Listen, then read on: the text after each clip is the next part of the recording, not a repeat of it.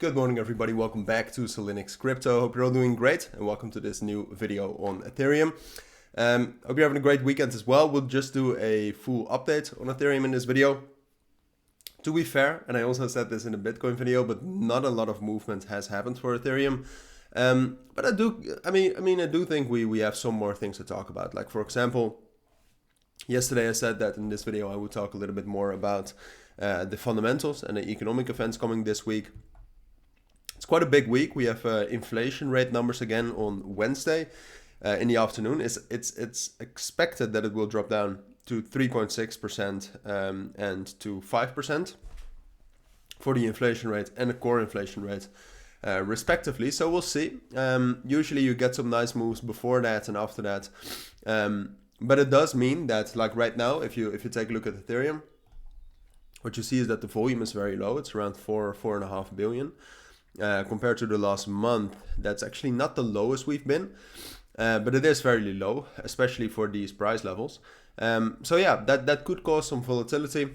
All of that we'll discuss in this video. I'll try to give you as much of a thorough overview and what to expect. But before we dive into Ethereum, if you want to receive daily trading signals from me in my trading signal group, while also receiving a trading guide that I made, I think 2 weeks ago, with everything I know about trading, for if you actually want to become a better trader, then check out the links down in the description. But for now, on to Ethereum. So overall, to do a quick recap of what I said yesterday, is that right now we're very bullish. All right, you can definitely see we're in an uptrend.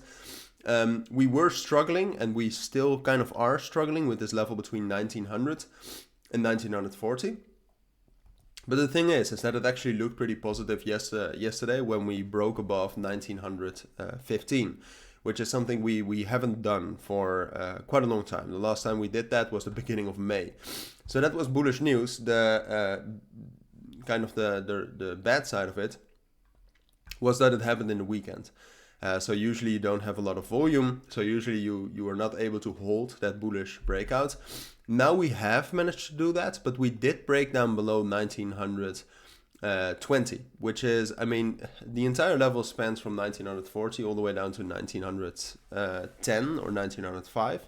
But you basically have levels all in the middle of that level and all around it. So one of those levels is this level right there, and you could actually argue that we had a bearish breakout through that, which isn't the end of the world, but it does kind of reinforce what I already expected from Ethereum, and that is that we will not be able to break above 1940 right now. I think overall, the only way in which we would be able to get some sort of a breakout like that is if Bitcoin also at least gets up to 31,500 again.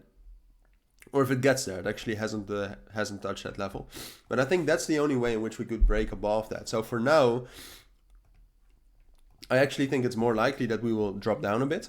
I would say, first of all, towards these levels around 1860, 1870, we could practically delete this trend line because the market is not volatile, or at least voluminous enough to really respect that. So I think it's more likely that we will get some bearish momentum down to that level. We might have a little bit of a spike down to 1825. I don't think we'll drop down lower than that. And then at some point of time, at this moment, while we have all of these fundamentals that we have currently, I mean, the inflation rate could change that, but still.